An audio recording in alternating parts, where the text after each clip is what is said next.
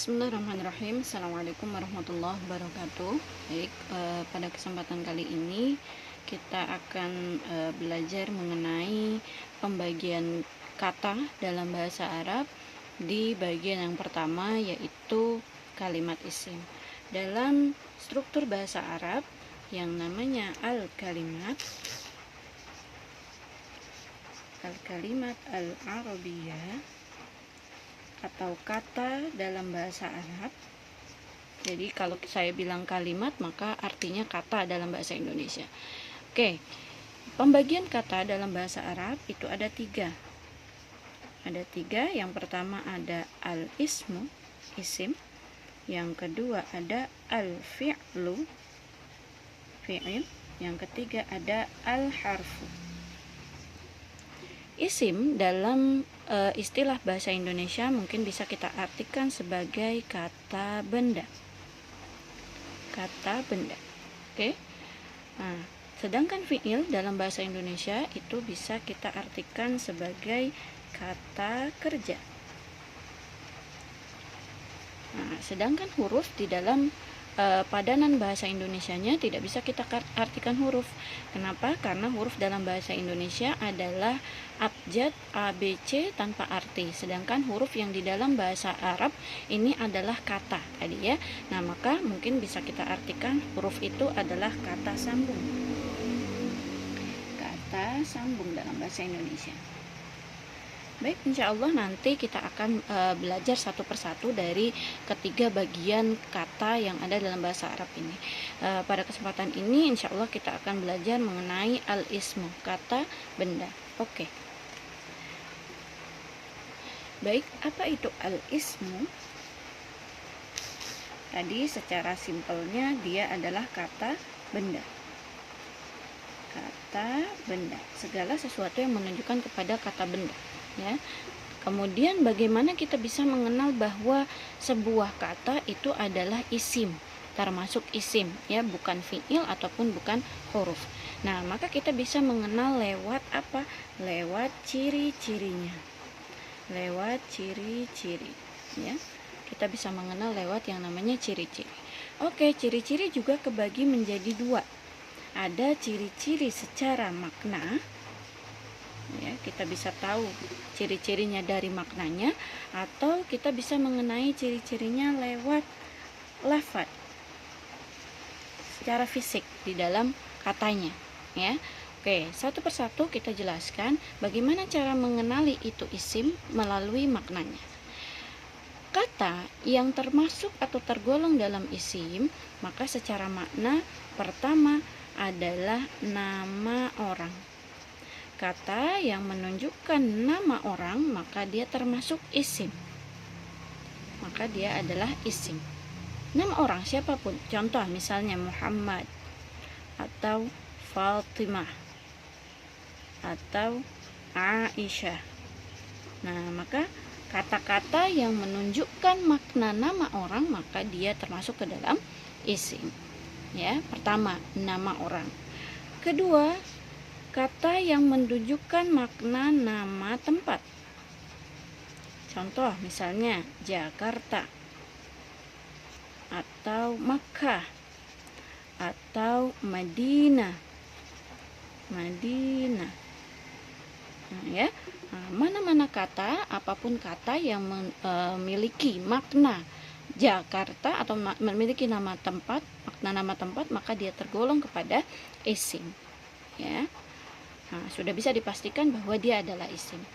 Yang ketiga, mengenali isim dari segi maknanya adalah kata-kata yang memiliki makna nama hewan.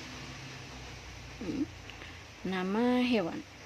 Contoh misalnya sapi, bakor, atau qitah, kucing. Ya.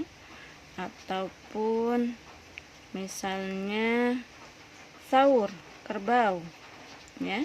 Nah, maka mana-mana kata yang memiliki makna nama hewan, maka dia bisa dipastikan adalah isim ya. Apalagi yang keempat, ada kata-kata yang memiliki makna nama tumbuhan. Contohnya seperti wardah, ataupun aruz, nasi, ya, aruz dan lain-lain sebagainya. Kalau ada kata yang bermakna tumbuh-tumbuhan, maka dia bisa dipastikan apa? Isim.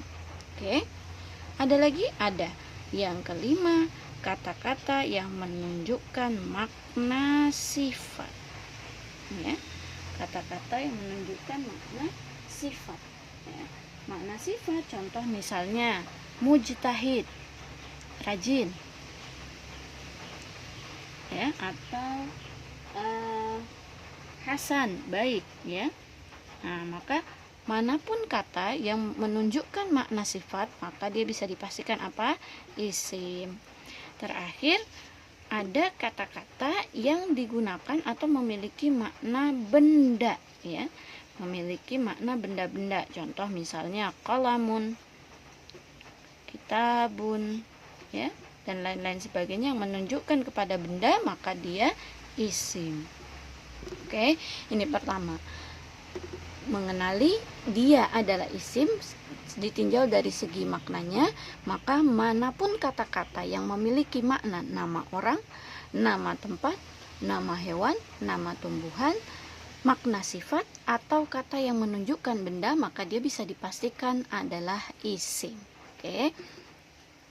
Tapi mengenali ciri-ciri secara makna ini agak rumit. Kenapa? Karena kita harus buka kamus, ya.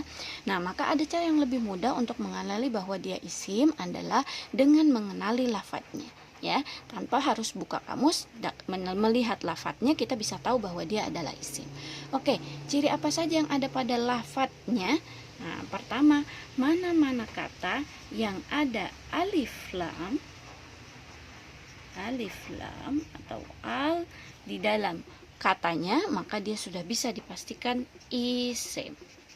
Contoh al-masjid, ya, apalagi ar-rajul, ya, ataupun semua kata yang ada alif lam di depannya, maka dia sudah bisa dipastikan isim. Oke. Yang kedua, kalau tidak ada alif lam, maka ciri yang bisa kita kenali bahwa dia adalah isim adalah tanwin. Tanwin, ada 3 ya. An, in, un. Oke, mana-mana kata yang di belakangnya ada tanwin, maka dia sudah bisa dipastikan isim. Contoh, Muhammadun. Oke, siapa lagi? Atau misalnya namirun, ya. Namirun. Pokoknya teman-teman lihat ada tanwin di belakangnya, maka dia sudah bisa dipastikan isim, ya. Ini tanpa harus kita buka kamus untuk mengetahui makna-makna yang sudah kita sebutkan tadi, ya. Maka kenali saja dari segi lafadznya, maka kita akan temukan bahwa dia isim, ya. Ada alif lam di depannya, kemudian kalau tidak ada alif lam ada tanwin. Dengan catatan alif lam dengan tanwin ini musuhan, teman-teman, ya. Kalau ada alif lam, maka di belakang tidak boleh lagi dipakaikan tanwin, ya. Begitupun kalau di belakang sudah ada tanwin, maka di depannya tidak boleh ada alif lam, ya. Oke, ciri selanjutnya yang bisa kita kenali dari lafadznya adalah didahului huruf jar. Didahului huruf jar. Ya, apa itu huruf jar? Ya, huruf jar contohnya sudah saya sebutkan di dalam modul, teman-teman bisa lihat ada min, ila, an, ala, fi, ruba, bi, kali, ya. Mana-mana kata yang didahului oleh huruf jar, maka kata itu bisa dipastikan dia adalah isim, ya, karena huruf jar tidak akan bersandingan dengan selain isim, ya. Contoh misalnya fi al baiti, fil baiti. Yuk, ya.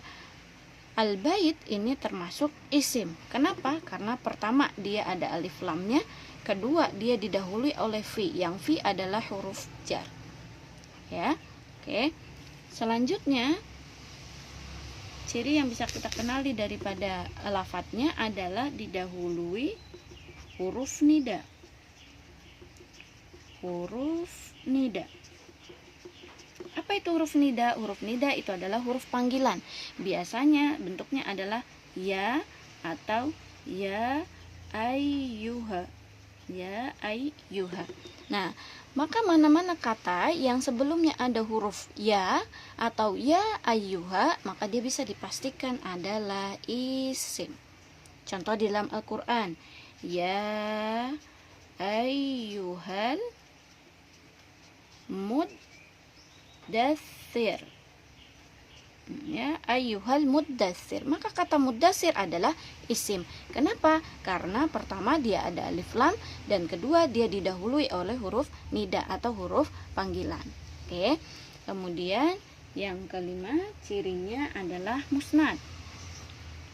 Musnad itu bersandar. Ya, bersandar. Biasanya musnad itu isinya adalah mubtada dengan khobarnya, mubtada plus khobar, atau fi'il plus fa'ilnya.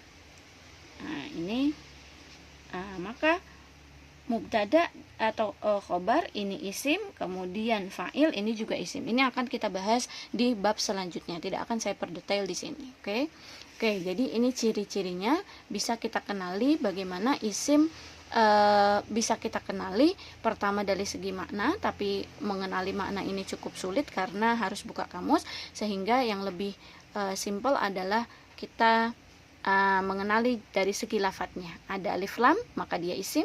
Tidak ada alif lam, ada tanwin di belakangnya, maka dia isim. Kemudian didahului oleh huruf jar, maka dia adalah isim. Kemudian didahului huruf nida, dia juga isim, ya. Oke, setelah kita tahu tadi bagaimana cara mengenali isim dalam sebuah teks ataupun dalam sebuah kalimat, bisa dikenali dengan maknanya atau bisa dikenali lewat ciri-ciri fisiknya.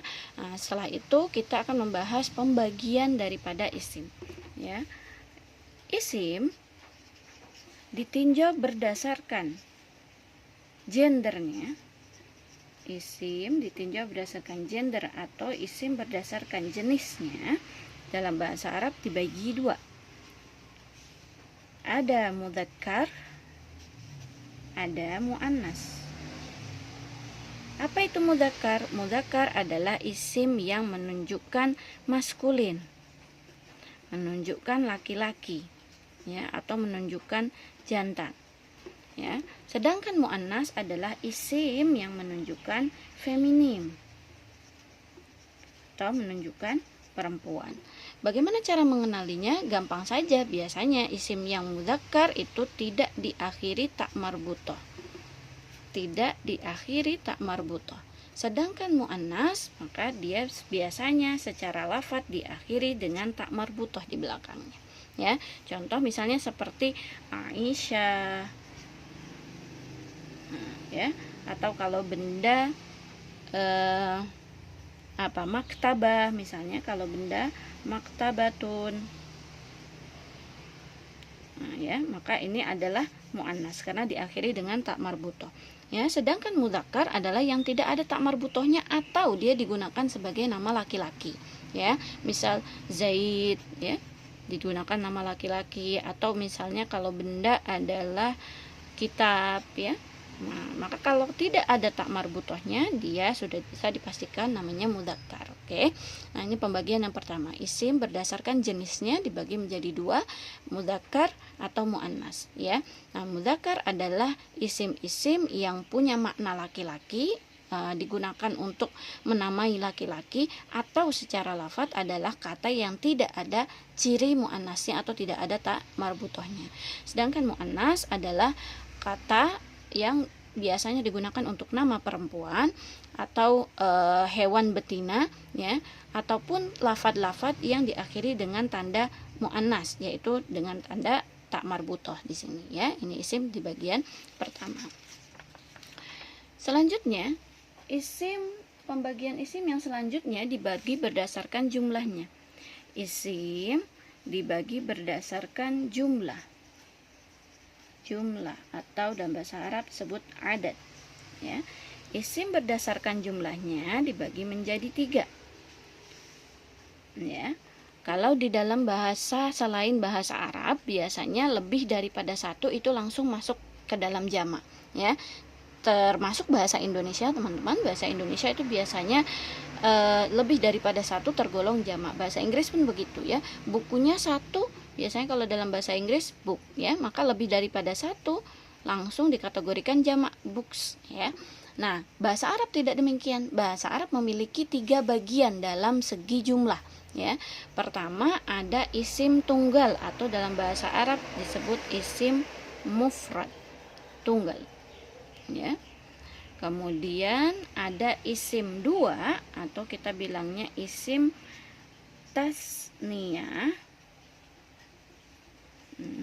Kemudian ada isim yang namanya jamak, ya. Nah, tasniyah ini adalah isim 2, jamak ya jamak. Oke, bagaimana cara mengenali bahwa dia jamak atau 2 ataupun tasniyah? Oke, yang pertama adalah mengenali isim mufrad. Isim mufrad atau isim tunggal adalah dia yang tidak memiliki ciri tasniyah, dia tidak memiliki ciri jamak, maka dia adalah mufrad. Oleh karena itu kita kenali ciri tasniyah dan kita kenali ciri jamak.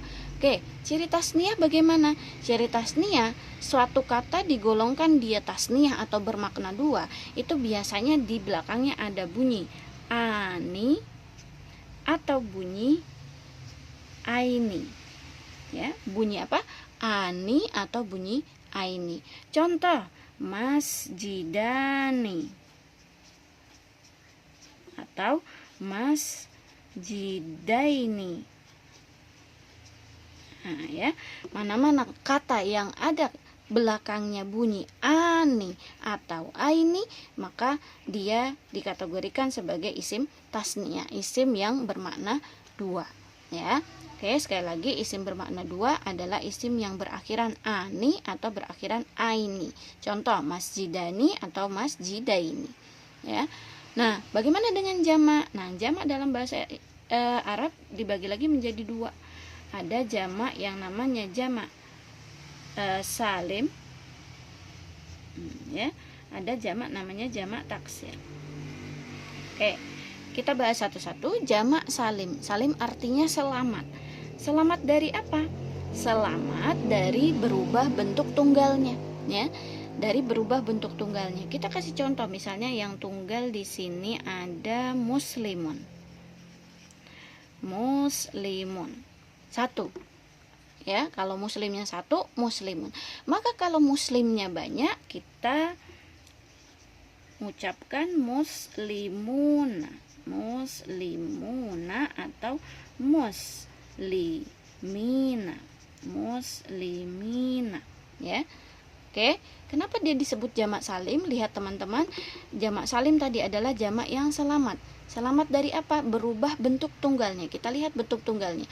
1 ada mu, kemudian ada sin sukun, kemudian ada lam kasrah, kemudian ada mim di sini.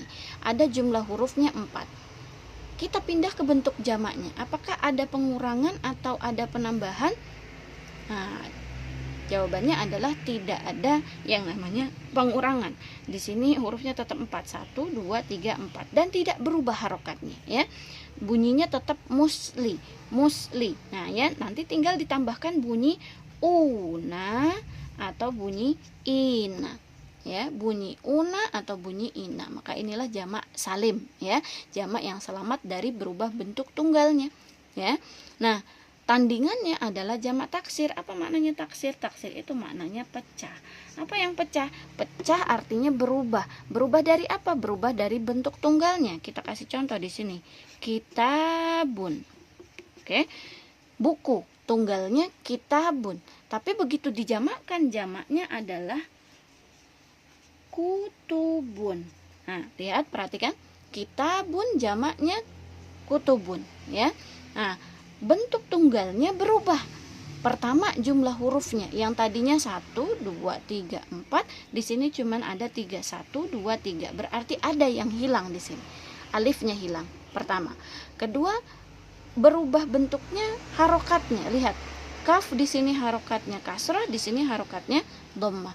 Ta di sini harokatnya fathah, maka di sini harokatnya dhammah. ya.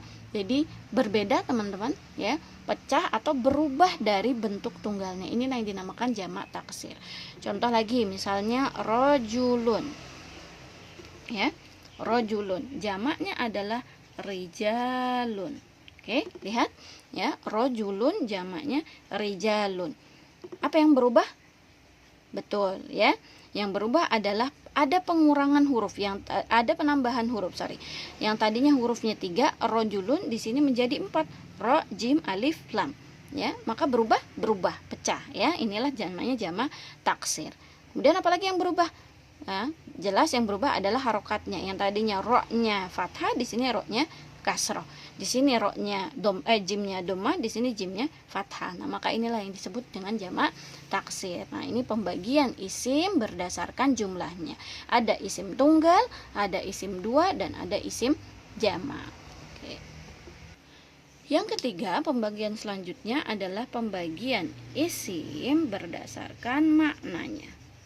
Ya, isim berdasarkan maknanya dibagi menjadi dua.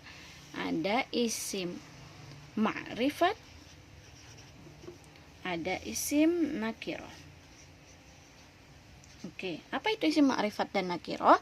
Isim ma'rifat adalah isim yang bermakna khusus, ya.